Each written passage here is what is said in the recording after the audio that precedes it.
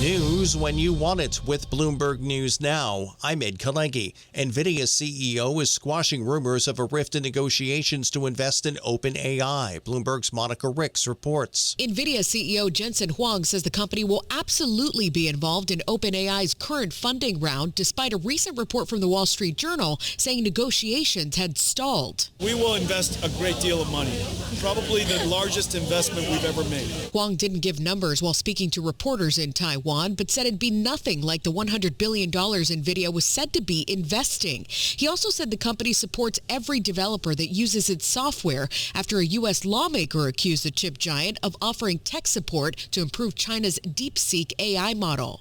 Monica Ricks, Bloomberg Radio. A U.S. judge has denied Minnesota's request to pause the Trump administration's recent surge of thousands of immigration enforcement agents in the state.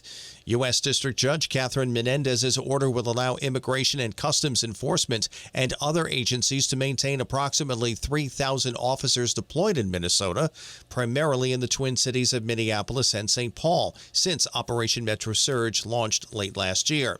An administration official previously told the court that region normally has about 80 officers performing immigration enforcement operations. Senate Republicans are split on Democrats' demands for immigration enforcement restrictions that have prompted a partial government shutdown. Bloomberg's Nathan Hager has more on what they're saying to Bloomberg Government. North Carolina's Tom Tillis says he supports body cameras in de-escalation training, but he has concerns about ICE officers being banned from wearing masks in case they're doxxed online. West Virginia's Shelley Moore Capito says she's open to reforms as well, but negotiations between the White House and Democrats may be the best path forward.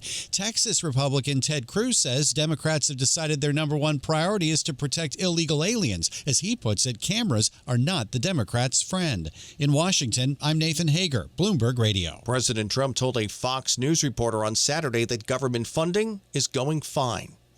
Homeland Security Secretary Kristi Noem has undercut her support as she fights to keep her job, with some members of Congress frustrated by her rare appearances on Capitol Hill for hearings. Bloomberg's Amy Morris reports from Washington. Republican Senator Tom Tillis blamed Homeland Security Secretary Kristi Noem for decisions that he said are tarnishing DHS's and ICE's reputation.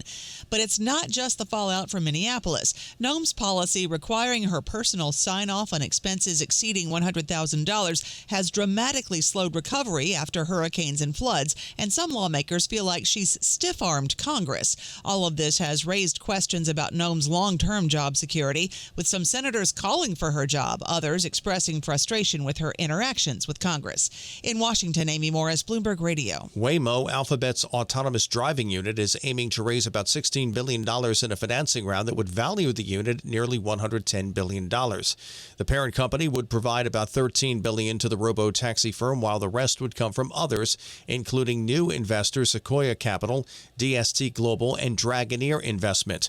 The prior investment round in October of 24 valued the company above $45 billion and was led by Alphabet, which also owns Google. ExxonMobil and Chevron are treading carefully as they weigh President Trump's call to invest $100 billion to rebuild Venezuela's oil industry against the disciplined spending model that sent their stocks soaring on Wall Street.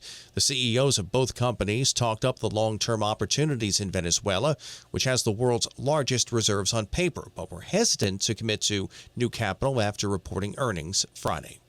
Bitcoin fell sharply in early Saturday afternoon trading in New York, tumbling below the $80,000 mark to hit levels last seen in April 2025. The decline came amid thin liquidity and limited buying interest, deepening a drawdown that has erased more than 30% from the world's largest cryptocurrency. In sports, the NBA has suspended Philadelphia 76ers forward Paul George 25 games for violating the league's drug policy. And at the women's final at the Australian Open, Elena Rybakina defeated Aryna Sabalenka 6-4, 4-6, 6-4. That's news when you want it with Bloomberg News Now. I'm Ed Kalegi. This is Bloomberg.